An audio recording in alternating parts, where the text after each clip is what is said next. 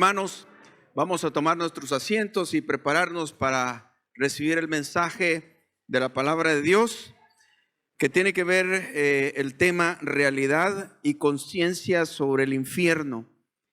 Voy a predicar este mensaje 2 domingos, porque el tema es extenso y aún así es poquito lo que vamos a tocar. Así que les voy a invitar a que pongamos atención y los textos base van a estar saliendo de ahí. Hermanos, estaba oyendo una canción que a mí me toca el corazón y me desgarra el corazón también. Y es aquella de Juan Gabriel que se llama Amor Eterno. Porque bueno, me identifico con él cuando le está cantando a su mamá, que ya no está, se murió, porque pues yo he amado mucho a mi madre y a mi padre también, y los dos se fueron. Pero hay una parte que me llama mucho la atención y es la que me desmorona. Y es cuando él dice: y un día estaré contigo para seguir amándonos. Y es porque él tiene la esperanza de volver a estar con ella. Pero yo me pregunto, ¿a dónde? ¿A dónde la va a encontrar? ¿Cómo en qué se basa? Es un sentimiento hermoso, pues, querer volver a ver a su papá y su mamá. ¿Pero dónde? ¿En el cielo? Yo me encuentro con este problema porque la Biblia dice que los afeminados y los que se acuestan con varón no entrarán al reino de Dios. Y yo tampoco sé de la mamá si en realidad ella se salvó o qué. Pero no es único. Yo encuentro otra gente que tiene imaginaciones bonitas sobre sus papás en el cielo, pero que es un consuelo pensarlo así. Y no pensar en el infierno, sino que en el cielo, que todos nos vamos a salvar. Encontraba una publicación de Facebook de una persona, pariente mía, que conocí desde hace mucho tiempo, y decía así: en este día yo te recuerdo. O sea, recordaba a su papá y a su mamá y les mandaba un mensaje hasta el cielo. Y decía: yo sé que mi papá está bailando con mi mamá allá en el cielo, porque a ellos les gustaba mucho bailar. Wow. ¿Saben por qué digo wow? Porque yo no sé si están en el cielo. Cuando yo llegué a evangelizarlos, él me echó de su casa y me dijo: ustedes son unos borregos evangélicos, son unos borregos que siguen los dictados de la CIA. ¿Cómo te atreves a hablarme de la Biblia? Sos un pecador. Yo ni me atrevo a abrir ese libro, demasiado santo. Así es el pensamiento de él. Así que ya no regresé, me dijo. Me vas a contaminar aquí a mis hijas. Me fui. Nunca supe que él se haya convertido, pero ella le manda esos saludos al cielo a su papá. Wow. Y si al morir se da cuenta que la realidad es totalmente diferente a lo que se imaginaba aquí para consolarse. Otra persona también, pariente, que le pone saludos a su papá, a su mamá, mi angelito, y estás en el cielo, y bueno, toda la cosa. Y la mamá de ella, cuando yo la fui a evangelizar, estaba enferma en sus últimos días y le pedí que recibiera a Cristo. Ella se vuelve y con una cara molesta me dice: me dijo, yo no quiero a Dios. A mí me cae mal Dios, porque Dios es malo. ¿Y por qué? Le digo: porque Él permite que la gente se muera. Y eso es lo peor que le puede pasar a alguien, morirse. Así que Él es malo, yo no lo quiero. A los días se murió. Pero la hija le manda saludos al cielo. Tremendo, porque según la Biblia, ella no está en el cielo. Pero se dan cuenta cómo las personas acá evaden el infierno y automáticamente quieren el cielo. Es como que yo dijera: voy a ir a Estados Unidos y allá voy a hacer esto, esto y lo otro, y me imagino que llego a los Estados Unidos y que allá voy a tener un gran trabajo. Y me voy y me detiene la policía y me dicen, aquí no puede entrar usted. Pero ¿por qué no? Yo he sido un buen ciudadano en El Salvador, porque no es ese el asunto. ¿Y sus papeles? ¿Tiene visa de Estados Unidos?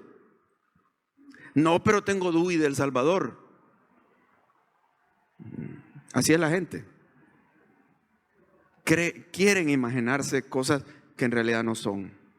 Y este es el tema del infierno, hermanos, que ante esta situación de la existencia de un infierno eterno donde no hay ya oportunidad de salir, y esto es todo lo que se pueda tener acá en esta vida, sería, hermano, el tema más importante que tratar, y es el que menos se trata. La gente habla solo de esta vida, planes de esta vida, e inclusive iglesias que predican para esta vida, y libros cristianos que son para esta vida, como por ejemplo Tu Mejor Vida Ahora. No hablemos de infierno ni nada, sino que aquí cómo hacer que Dios te conteste tus oraciones, que disfrutes, que seas feliz aquí. No, del infierno no hablemos. Jesús habló más del infierno que del cielo. Toquemos este tema un poquito más allá de lo que se frecuenta. Y quiero mostrarles textos bíblicos, tanto del Antiguo como del Nuevo Testamento, que fundamentan la realidad del infierno. Dice así, por ejemplo, en Isaías: los pecadores se asombraron en Sión, espanto sobrecogió a los hipócritas. Los hipócritas, ellos creen que son cristianos, creen que son, pero no, sus vidas no reflejan que son seguidores de Dios. ¿Quién de nosotros morará con el fuego consumidor? ¿Quién de nosotros habitará en las llamas qué? Eternas. No se refiere a una fogata aquí, son llamas eternas, el lugar de los muertos. Este otro texto en Deuteronomio también dice: porque fuego se ha encendido en mi ira y arderá hasta las profundidades del Seol, devorará la tierra y sus frutos y abrazará los fundamentos de los montes, debajo de la tierra, el Hades, el infierno. Viene este otro texto ya del Nuevo Testamento, Jesús lo dice: y los echarán en el horno de fuego, y allí será el lloro y el crujir de dientes. Ahí será el lloro. Ahorita no, ahorita sonríen, se toman fotos, hay una paz falsa en la espera del cumplimiento de eso. Ahí se va a terminar todo. Será el lloro y el crujir, y van a ser echados en el horno. Otro: entonces dirá también a los de la izquierda: apartados de mí, malditos, al fuego eterno preparado para el diablo y sus ángeles. Y este último: si tu mano te fuere ocasión de caer, córtala, mejor te es entrar en la vida manco que teniendo dos manos ir al infierno, al fuego que no puede ser apagado. O sea, si hasta a eso tuviéramos que llegar, de sacarnos un ojo, dice Jesús, o de cortarlo la mano, valdría la pena, porque eso sería mucho mejor que entrar al infierno. O sea, es un lugar terrible del cual ya vamos a hablar un poquito más. Pero hablemos un poco de la actitud clásica del ser humano de evadir el infierno en esta vida, de distorsionar la idea del infierno para no pensar en eso y no arruinarse la alegría de vivir, evadiendo el infierno. Y yo creo que todas estas tácticas, hermanos, son demoníacas. El diablo engaña para que la gente no cobre conciencia del infierno ni de sus pecados y se condene. Ahora, es una creencia personal mía de que una de las doctrinas más distorsionadas es la doctrina del infierno y de la salvación. Me atrevería a decir que hasta más distorsionada que la doctrina de Dios, porque como que el diablo no es problema que la gente crea en Dios, porque aún la Biblia dice: ¿tú crees en Dios? También los demonios, dice, y tiemblan. O sea, la gente puede creer en Dios, ese no es el problema. Aún en la Iglesia Católica, el concepto de Dios, ¿cuál es? Una Trinidad, correcto. El concepto de Dios, que Cristo es Dios, sí, correcto, es así. Pero ya la doctrina de la salvación y del infierno y cielo, distorsionada. Por donde usted vaya, esa doctrina ha sido distorsionada. ¿Por qué? Porque hay más influencia demoníaca. Y esto es para que la gente se condene. Aún usted puede tener en una iglesia evangélica, predicarse y no predicarse el infierno. Predicar otras doctrinas y no el infierno. No hablemos del infierno. Puede espantar gente que se van a ir a otra iglesia. Se asusta mucho. Ahora, por ejemplo, los judíos, ¿qué creen del infierno? Nos parece extraño. Uno diría, no, pero es que ellos deben de creer porque la Biblia no creen en el infierno. Ellos creen en algo que se llama el Geinom, que es un purgatorio. Y lo dicen. ¿Un purgatorio? ¿Cómo? Pues si es la Iglesia Católica, sí, pero ellos no le llaman purgatorio, pero es eso. Es un purgatorio. E inclusive oí decir a un judío, y está en un canal de YouTube, diciendo lo siguiente. Decía que la gente al final va a llegar al Edén, al paraíso. Le tienen un Gan Edén, no sé cómo le llaman. Va a llegar al paraíso. Puede ser que automáticamente, si se han portado bien, y si no, van a ir al Geinom. Y dice él, y ahí iban a estar unos 12 meses lo más, dijo el judío este. 12 meses o más. Enséñeme un versículo bíblico, ¿a dónde lo dice? Pues muchas de las cosas que ellos dicen no lo dice la Biblia.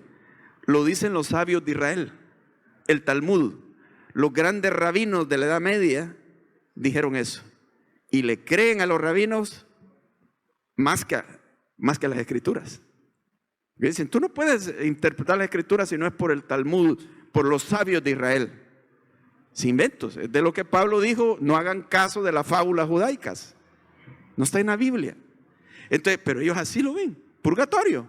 Al final, pues puedes hacer y deshacer, pero te tienes que conformar que vas a pasar unos meses quemándote, pero después al final vas a llegar al cielo.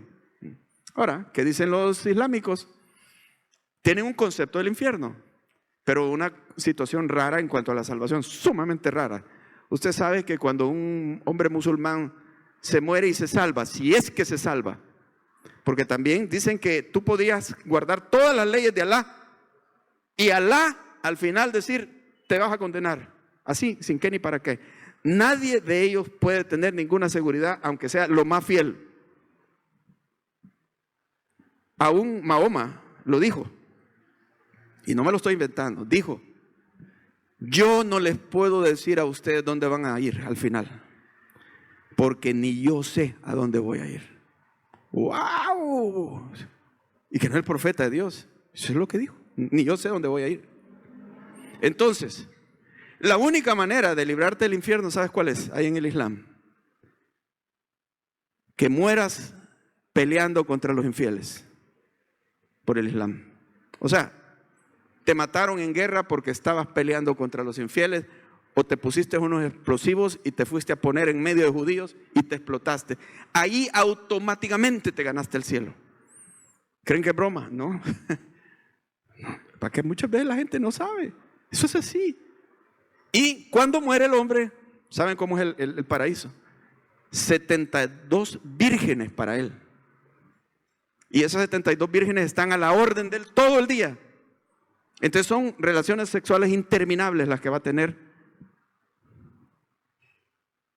Y Dios, Alá, dicen que les renueva la virginidad cada día. O sea que al día siguiente amanecen vírgenes de nuevo. Y el paraíso son ríos de vinos. Aquí les dicen no tomen, pero porque allá se van a dar gusto emborrachándose con un montón de mujeres. Ese es y las mujeres, ¿cómo es el cielo? No habla de que las mujeres estén en el cielo. Y Mahoma dijo, en el infierno, la mayoría son mujeres las que están ahí. Y las que vayan al cielo van a vivir viendo a su esposo teniendo relaciones sexuales interminables con el montón de vírgenes. Eso, no hay cielo para la mujer, simplemente. Ok, vamos a otros. Vienen las religiones en general, dice, tú te puedes librar del infierno por medio de tus méritos, pórtate bien y te vas a salvar. Nadie se puede salvar, hermano. Nadie. No tenemos la capacidad. Necesitamos ser salvados. Por más que hagamos. El catolicismo como el judaísmo hablan de un purgatorio. Claro, hay una diferencia porque en el catolicismo, ¿cómo sales del purgatorio? Que te hagan misas, que paguen misas. Se fue al purgatorio, entonces dile al sacerdote y que te hagan unas misas y con eso te van a sacar del purgatorio. O también las famosas indulgencias, no sé si todavía lo tienen, que yo creería que sí. Lutero se rebeló contra eso. La indulgencia era un papel firmado por el Papa donde, según cuál fuese el precio, tú la comprabas, te perdonaban 100 años de purgatorio, por ejemplo. Te librabas, porque el Papa dice que así va a ser. Pero habían unas donde automáticamente te salvaban, te ibas al cielo de un solo. Pero eran las más caras, hermano. Pero firmadas por el Papa, que él tiene las llaves, dice, de las puertas del infierno, del cielo y todo. Él es el que manda, dicen. ¿Que estoy bromeando? No, hermanos, es así. Hay que leer, hay que investigar. Así es. Aunque no los católicos, no, yo no creo que ni los católicos saben, hermano. No estudian. Ahora, bueno, algunos sí, otros no. Pero muchos no. Ahora, viene otro. Testigos de Jehová dicen, no hay infierno. Simplemente en el Gehenna, Dios va a quemar a los impíos, pero se les terminó la vida, solo un ratito de sufrimiento y estuvo. Viene los orientales, no hay infierno, hay reencarnación. Algunos creerán que se reencarnan en otros seres humanos y otros reencarnan en sapos, en cucas y todas las cosas, cualquiera. Entonces no patean insectos para no matar personas. Por extraño que parezca, hermano. ¿A quién le conviene esto? Sabemos que el diablo. El espiritismo. Te mueres, te quedas aquí vagando. Ahí andas a saber, va, haciendo qué, pero ahí vive la gente en medio de todos los demás. Entonces vos tienes contacto con ellos por medio de un medium y entonces ya te dicen qué te va a pasar, etcétera. Bien. Y los pecadores fiesteros, cuando se plantean el infierno, ¿qué dicen? Ahí va a estar bueno, hombre. Ahí va a estar Juan Gabriel, va cantando, parrandeando, ahí va a ver trago, ahí va a estar la fulana, las artistas, allá las voy a conocer en el infierno, dicen ellos. Vienen también las ideas modernas, una idea moderna de la nueva era que se esparce es: Dios es amor y nadie se va a condenar. Dios va a salvar a todos. No existe el infierno porque Dios es amor. Es demasiado duro pensar que hay un infierno eterno. No puede ser. Dios es amor. Entonces alguien dice, bueno, pues Dios es amor, no me voy a ir al infierno. Entonces ni necesidad tengo de arrepentirme ni de cambiar de vida. Dios es amor. Wow, otro engaño, ¿verdad? Y los críticos dicen, no, lo del infierno no existe, sino que los cristianos quieren asustar a la gente. No existe. Ahora uno se pone a pensar, asustar a la gente, bueno, sería bueno asustarlos porque es real, ¿verdad? Digamos, si te dicen, mira, es de noche, no pases ahí por la esquina, ahí están asaltando ahorita. No, asustándome estás. Vamos. Pasa y le caen ahí. Te lo dije. El incrédulo así es. Cree que asustándolo están. Pero él no tiene evidencia que esto sea mentira. No te lo puede comprobar. Ninguno puede comprobar que no hay Dios y que no hay infierno y que no hay cielo. Ahora, esto nos lleva a otra cosa. ¿Por qué creo en el infierno, hermano? Primero, porque la Biblia lo dice. Y la Biblia es el libro más confiable. Han querido destruir la Biblia y no se puede. Los que han tratado de destruir la Biblia han muerto y la Biblia sigue adelante. Que el filósofo existencialista Voltaire dijo: la Biblia va a desaparecer dentro de 100 años. Y no sucedió así. Él sí desapareció. Y en la casa donde él vivió se estableció una sociedad bíblica donde se ha distribuido muchas Biblias por todo el mundo. ¿Y por qué no se destruye? Porque la Biblia es verdad. Y la han tratado de destruir, y lo que han hecho, amén, amén, gloria a Dios, la Biblia es verdad. Entonces no se puede destruir. ¿Y qué pasa? Por ejemplo, en la crítica moderna, los historiadores dijeron: no, la Biblia tiene mitos porque nunca se ha comprobado por fuentes extrabíblicas la veracidad de los relatos bíblicos. Eso dijeron. Por ejemplo, en el relato de Abraham se habla de muchas ciudades que nunca se ha sabido de su existencia. Esos son mitos de la Biblia. ¿Qué pasó? Los arqueólogos comenzaron a descubrir las ruinas de las ciudades que solo la Biblia hablaba de ellas, como por ejemplo Ur de los Caldeos. Y uno de estos arqueólogos llegó a escribir un libro que se llama "Y la Biblia tenía razón".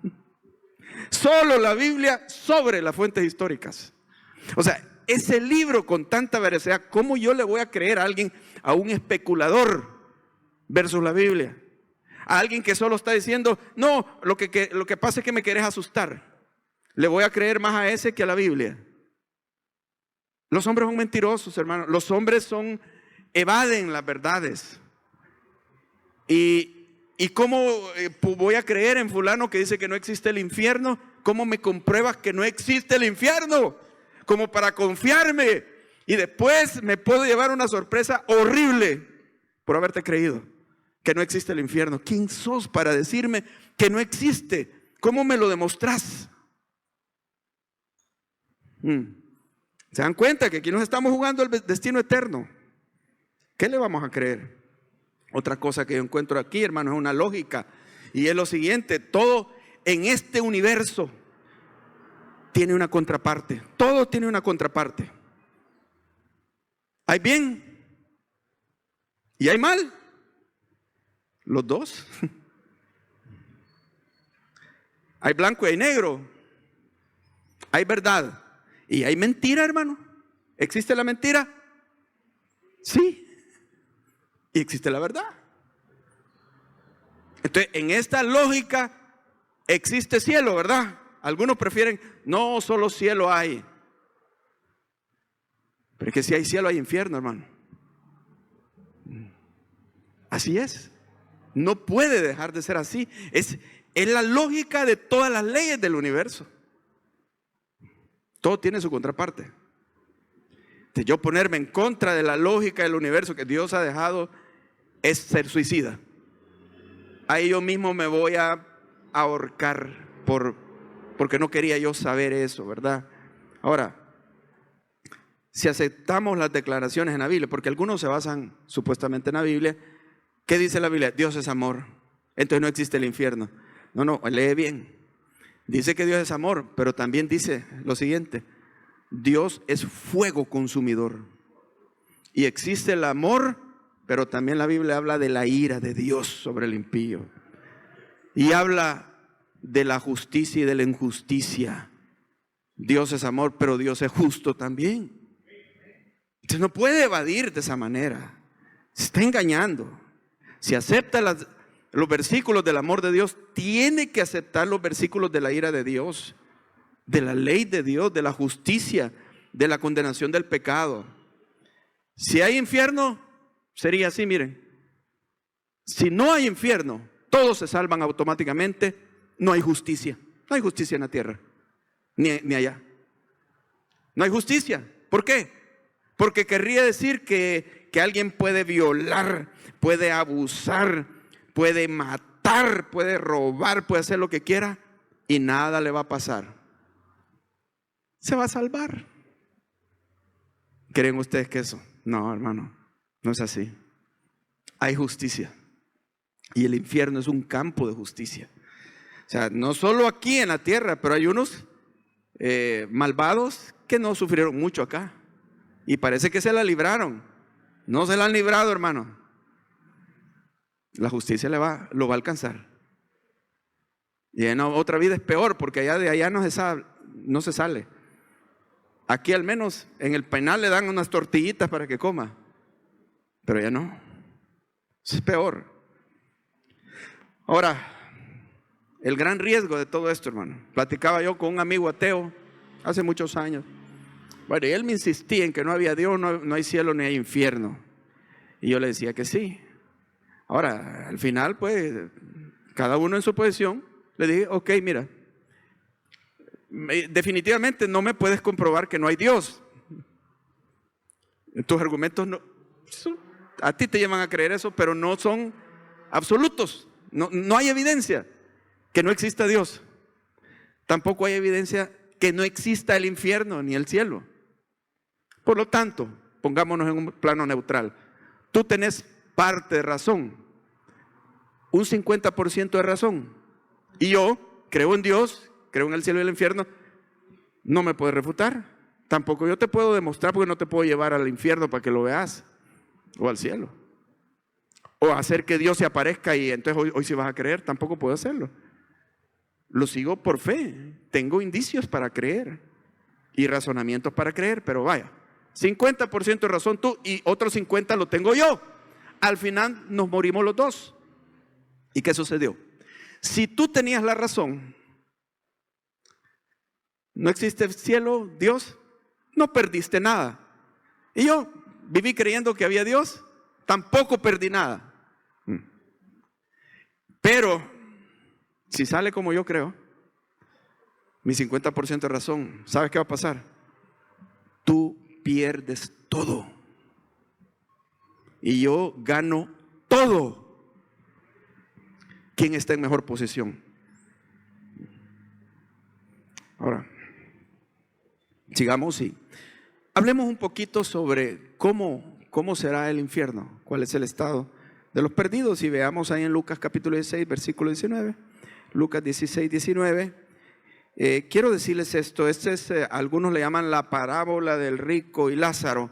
Sin embargo, no es parábola, no es fábula. Las parábolas y fábulas son diferentes. Esta es historia. ¿Por qué? Porque las fábulas no tienen nombres propios de lugares y de personas, como esta historia lo tiene. Nombres específicos de personas y de lugares. Entonces, es una historia. Ahora, ¿qué nos dice esta historia? Es muy descriptiva. Y dice 19, había un hombre rico que se vestía de púrpura y de lino fino y hacía cada día banquete con esplendidez. Había también un mendigo llamado Lázaro que estaba echado a la puerta de aquel, lleno de llagas, y ansiaba saciarse de las migajas que caían de la mesa del rico. Y aún los perros venían y le lamían las llagas. Aconteció que murió el mendigo y fue llevado por los ángeles al seno de Abraham. Y murió también el rico y fue sepultado. Y en el Hades alzó los ojos, estando en tormentos, y vio de lejos a Abraham y a Lázaro en su seno. Entonces él, dando voces, dijo: Padre Abraham, ten misericordia de mí, y envía a Lázaro para que moje la punta de su dedo en agua y refresque mi lengua, porque estoy atormentado en esta llama. ¡Wow, hermano! Espantoso eso. Un hombre que se está quemando vivo no termina de morirse, no se muere, pero está atormentadísimo, que aún, dice, solo con que moje la punta de su dedo, solo eso pido, y me la ponga en la lengua. Demasiado espantoso, ¿va?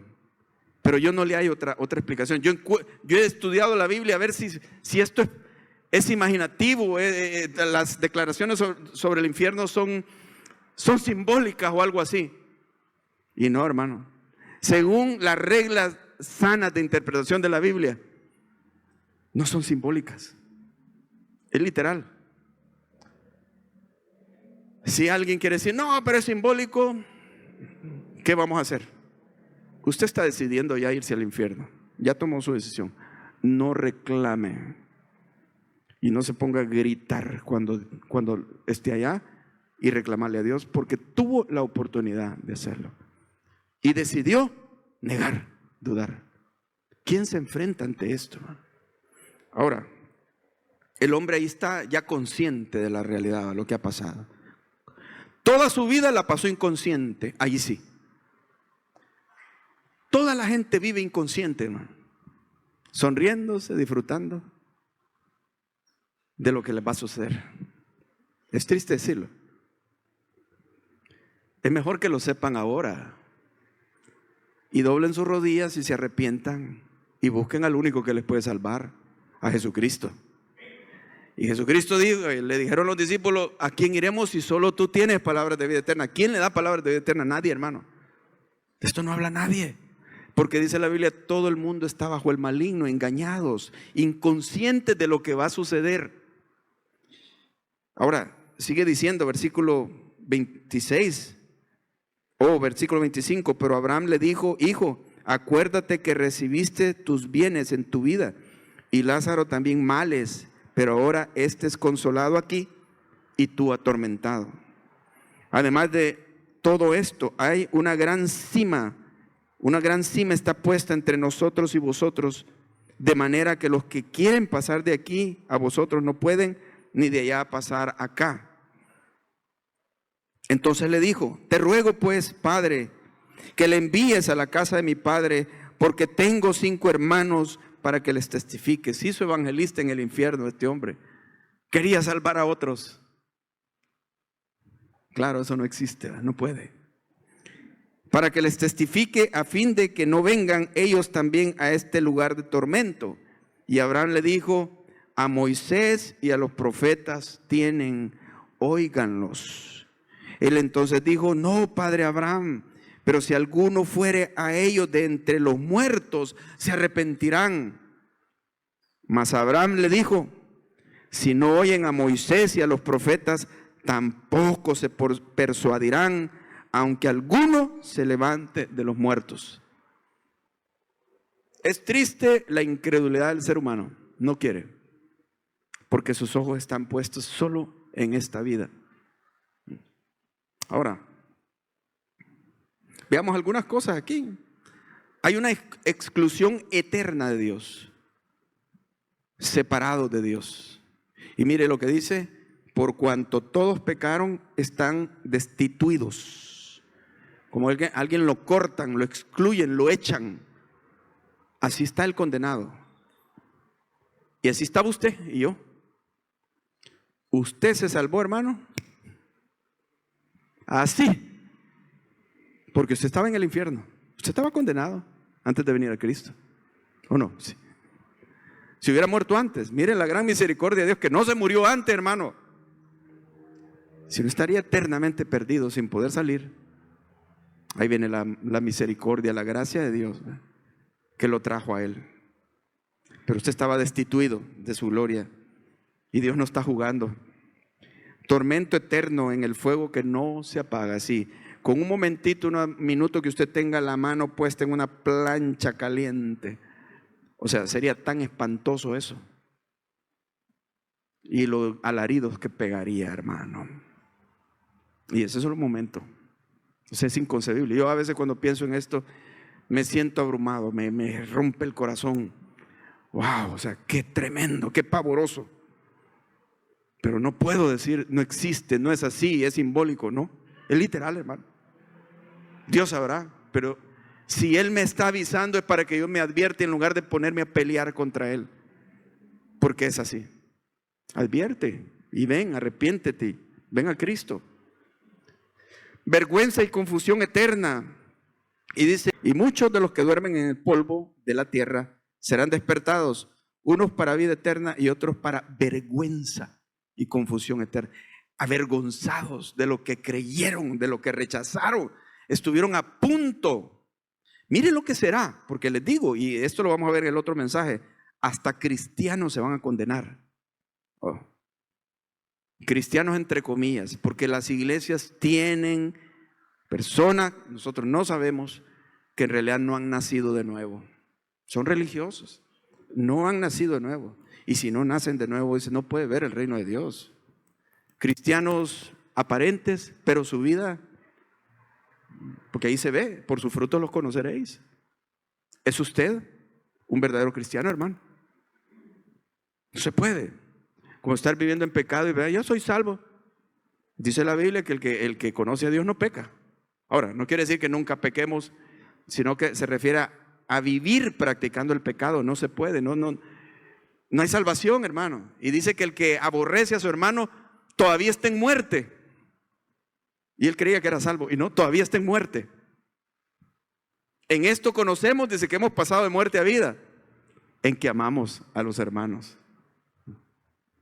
Entonces, confusión, porque yo creí que era salvo. Yo pensé, si yo estuve en iglesia, yo escuché, y una recriminación contra sí mismo. ¿Por qué no lo hice? Qué tonto he sido, qué estúpido he sido. Así. Ahora, atormentados por lo que perdieron, porque cambiaron su bienestar eterno por el bienestar temporal. No se quisieron convertir, porque iban a perder amigos, porque ya no iban a parrandear, porque no querían negarse a sí mismos. Ok, escogieron su disfrute temporal en esta tierra. Como le dijo Abraham, tuviste tus bienes y los disfrutaste ahí en la tierra, pero escogió otra cosa, el disfrute eterno. Y aquí está. Hay que romper, hermano, con el mundo, el amor al mundo. Se terminará la falsa paz y alegría que tenían en su inconsistencia durante esta vida. Usted los ve tomándose fotos bonitos en los Facebook y toda la cosa. Allá no va a haber sonrisas, hermano. Mire, hermanos, ya no contemplarán más paisajes y cosas agradables, sino solo demonios, fuego y otros trastornados por el sufrimiento a la par de ellos. Eso es todo. No oirán más música. En lugar de eso, gritos pavorosos de dolor y terror. Eso es todo. Así que sería preferible estar en esta vida todavía, aunque en situación de desgracia, porque eso sería más dichoso que estar en el infierno. Haberlo perdido todo y estar con una enfermedad en el hospital es más dichoso que bajar al infierno. ¿Cómo van a anhelar? ¿Cómo regreso? Todo lo perdí.